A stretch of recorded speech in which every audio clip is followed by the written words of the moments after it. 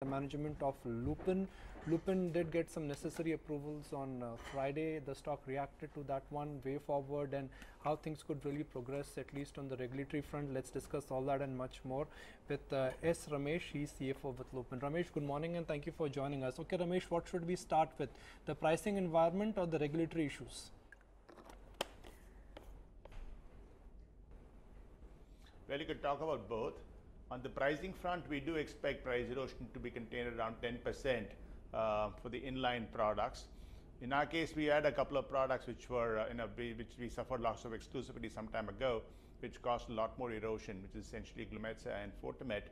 But I do expect, in fact, price erosion to continue, in fact, in America in the first 2 quarters, at least for the current year, before it kind of stabilizes around 8-10%.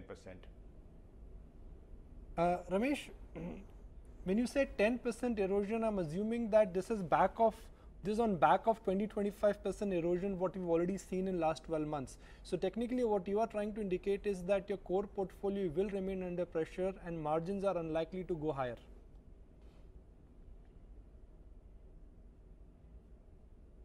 I would say that more because of the fact that there'd be very few products to replace for Glumetza and Fortimet, because these were pretty large products in our portfolio. During the course of the year, we do have, in fact, the warning letter, which would actually mean that we can't have too many good launches during the current year. This is indeed a pretty dry year in any case. We do have a couple of products that we would be bringing to market, which could include good ones like ranolazine, for which we do have some exclusivity. We also have levothyroxine, which would be towards the end of the next fiscal, that is. So to that extent, we do believe we have some good products, but we are looking forward to, in fact, some more exciting times coming in from the launch of Solosec. This is the first year, so you do expect it to, we do what it takes to kind of to ramp it up over time. First year could be lackluster because it takes time to kind of take up any specialty product, but it's something that we are laying our bets on. But when it comes to, in fact, other markets, we are pretty hopeful about markets like India, the emerging markets in general, which includes Brazil, Mexico, South Africa, Philippines, and the like. But advanced markets like America is indeed a cause of the generic market there, and is indeed under some pressure. Ramesh, it's great to have you on the show. Thanks very much for joining in. When do you expect the Pithampura Unit 2 clearance to come by? The facility which has the warning letter still, do you expect clearance soon? And what's the internal timeline for the resolution? Because with the clearance of Unit 1, I think the market is pretty excited.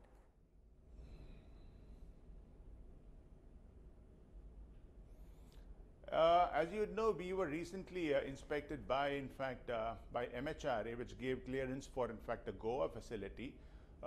And we also had, in fact, Health Canada commenting on it. So, we are pretty hopeful about, in fact, the US FDA also. We have been making our monthly submissions, and we do expect that the last one to be done by April, and then you'd invite them to come and see our facilities. But it's up to them, really. I do expect some kind of closure to come by the end of the current fiscal,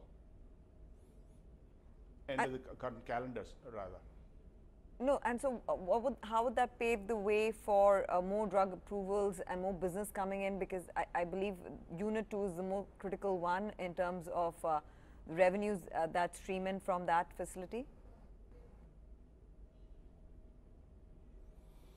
The two big ones that we are speaking about for the current year are not from, in fact, this facility. It is actually from other facilities, and to that extent, we are on a safe wicket there. We are stymied by, in fact, other launches from these two facilities. But as I said, it's a particularly dry year for us, so we really don't have too much to speak about during the course of this fiscal, besides those two products that I spoke about.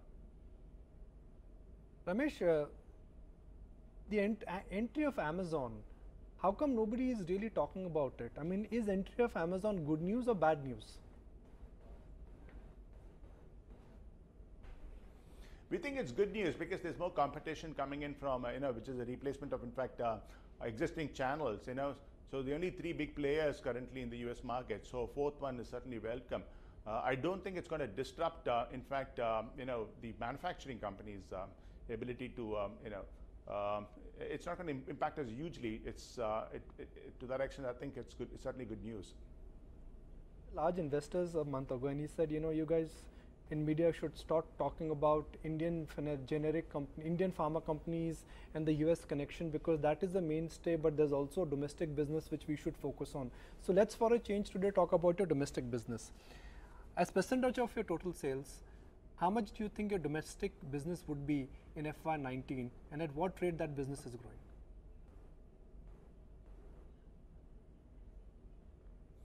Historically, it's been around the 25 to 28% mark, and do expect it to be around the same mark during the course of this year as well. It's been doing particularly well over the last several years. The growth rate, generally speaking, has been between 12 to 15%, and I do expect it to be upward of 15% during the course of this year as well.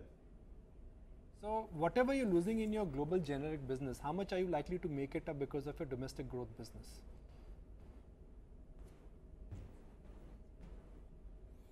In the general sense, the growth in emerging markets, which includes India, Brazil, Mexico, kind of make good, in fact, the overall price erosion in America.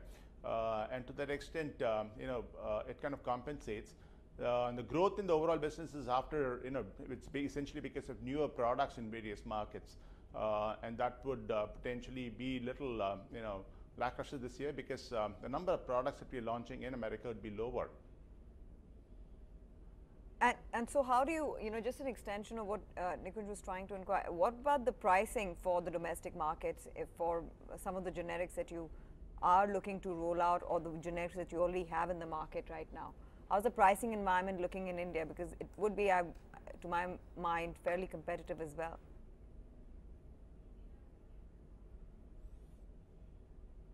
Well, that's for sure. It is a pretty competitive market. About 23 to 24% of our products is essentially under NLEM, and there that we also have a price ceiling.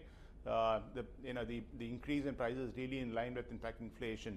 When it comes to the rest of the products, we do have the ability to take it up by at least 10%, take it up by 10%, but this is really a license fair where competition does really play.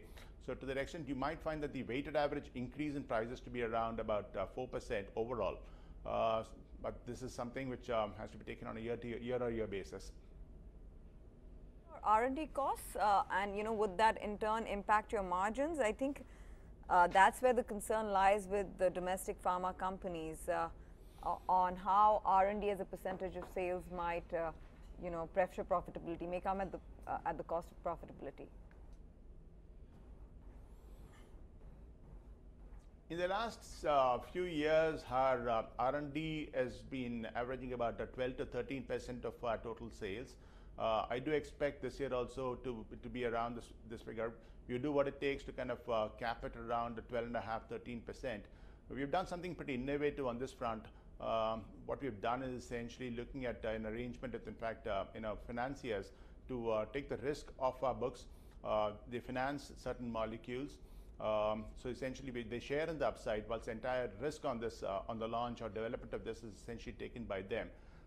With these kind of arrangements, we do believe that we are in a position to protect our the total increase in R&D. It's still going to be around the 12% mark only.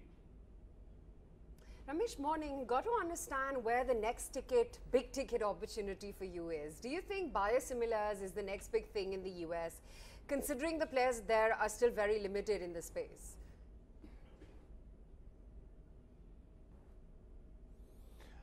We have several fires on the anvil. Essentially, looking at the specialty portfolio, that's where, in fact, the future lies. We are looking at, in fact, complex generics coming in from, in fact, the entire respiratory portfolio.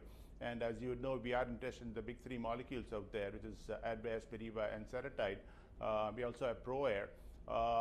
Apart from the respiratory portfolio, you've got complex injectables, which includes Risperdal Consta, Euprolides, aripiprazole, palperidone, and the like. These are still undergoing testing.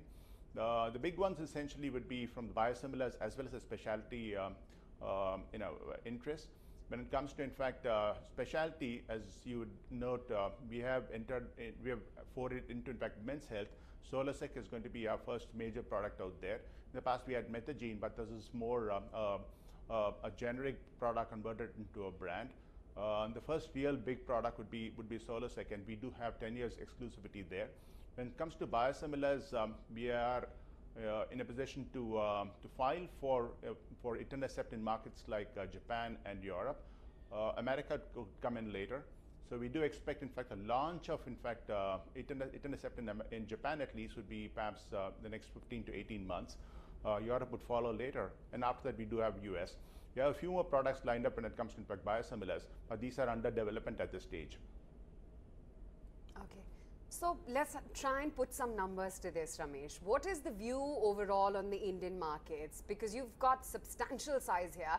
Do you see a growth in the high margins of 10 to 15% for the next 5 to 10 years?